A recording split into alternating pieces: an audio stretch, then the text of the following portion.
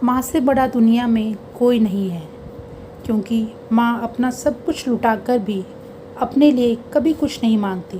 ना धन, ना दौलत, ना तारीफ, ना सम्मान।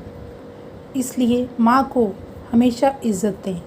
इस माँ को इस दुनिया में लाने वाला ईश्वर ही है, परंतु वह स्वयं भी माँ से श्रेष्ठ नहीं है। Hello friends, my name is Indu Kaushal. आज मैं आप सबका वेलकम करती हूँ मेरे YouTube channel let's study from home में। तो दोस्तों, कैसे हैं आप सब? और आपको पता तो लग ही गया होगा टाइटल सुनकर कि आज माँ के ही बारे में कुछ कहा जा रहा है। तो आज मैं आप सबके लिए एक बहुत ही अच्छी कहानी लेके आई हूँ, माँ की ममता। तो चलिए इस कहानी को शुरू करते हैं। एक बार की बात है कि रमेश अपनी माँ, अपनी बहन और भाई के साथ शिमला घूमने के लिए जा रहा था। उसको उसकी कंपनी से कुछ छुट्टियां मिली थी, तो उसने सोचा कि चलो क्यों ना इन छुट्टियों में अपने परिवार के साथ समय बिताया जाए। रमेश बहुत मेहनती लड़का था, लेकिन उसको हर चीज़ की जल्दी रहती थी।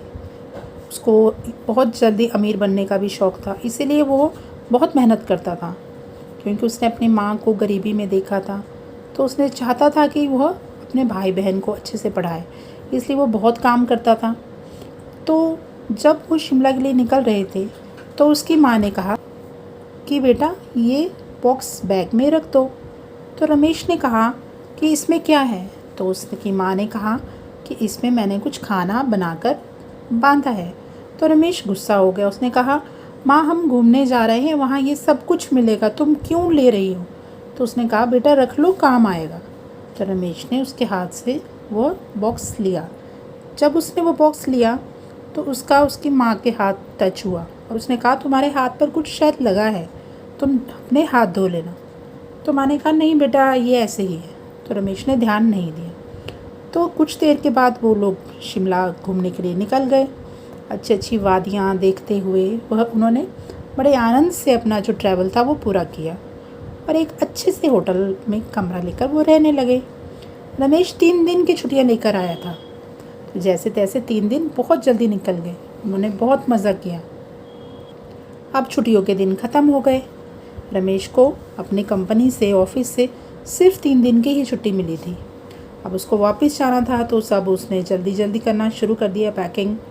लेकिन जिस दिन उनका जाना था उससे एक दिन पहले रात को इतनी बर्फ़ पड़ी कि सारे रास्ते बंद हो गए।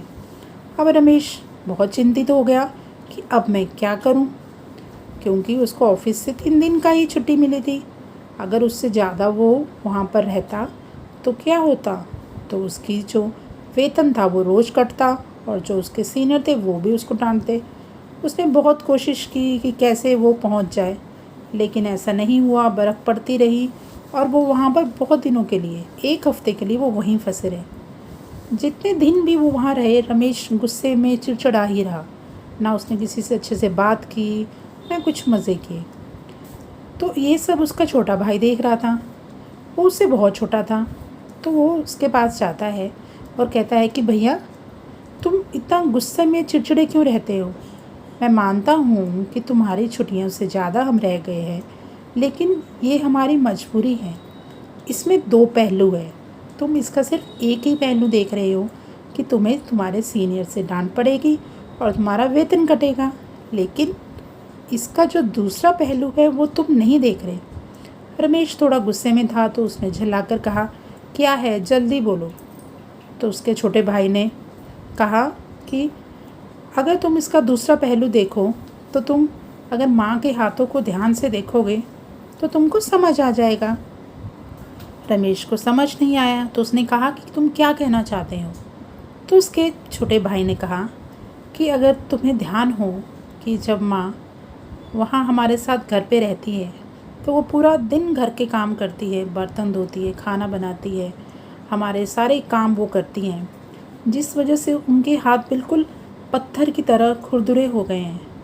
लेकिन अभी कितने दिनों से 7-8 दिन हो गए हैं और हम होटल में रह रहे हैं, जहाँ पर ना माँ को खाना बनाना पड़ रहा है, ना बर्तन धोने पड़ रहे हैं, ना कपड़े धोने पड़ रहे हैं, जिस वजह से उनके हाथ नरम हो गए हैं।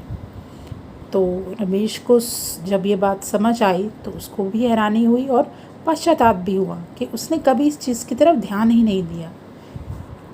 ये बातें सुनकर जो रमेश था वो एकदम से हैरान भी था और उसकी बातें उसके मन को भी छू गई थी। तब उसने अपनी माँ के हाथों को स्पर्श किया और अपनी माँ को धन्यवाद किया और अपने गुस्से के लिए क्षमा मांगी। और माँ ने तो उसको गले लगा लिया, क्योंकि माँ तो उनसे कभी नाराज़ ही नहीं थी। इसलिए तो कहते हैं कि माँ से बड़ा दुनिया में कोई नहीं है।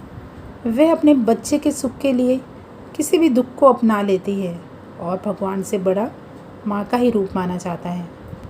क्या आप लोगों ने कभी अपने माँ को इतने गौर से देखा है? कभी उसके हाथों को, पैरों को देखा है? या कभी उनके पास बैठकर बिना किसी रीज़न के ऐसे बैठे हैं आप लोग? या कभी उनकी बातों को अच्छे से ध्यान से बैठ के सुना है? उनके एक आवाज़ पे कभी आप दौड़ के गए हो? उन्होंने कुछ कहा और आपने एकदम से वो बात पूरी की है? नहीं ना, किसी ने भी नहीं की होगी। तो कभी उनकी तकलीफ़ों को जानने की कोशिश कीजिए। अभी भी समय है, आप अभी इसी वक्त भी ये सब चीज़ें कर सकते हैं, क्योंकि क्या पता कल हो ना हो। हमें कभी भी अपनी इतनी बिज़ी लाइफ को इतनी इम्पोर्टेंस नहीं देनी चाहिए कि जो हमारे ख़ास हैं, जो हमारे अपने हैं, और ख़ासकर जब माँ की बात आती है तो उनको कभी इग्नोर नहीं करना चाहिए। उनकी अहमियत को कभी ना भूलें। आप जब टाइम से स्कूल जाते थे तो आपके पीछे कौन था? आपकी माँ।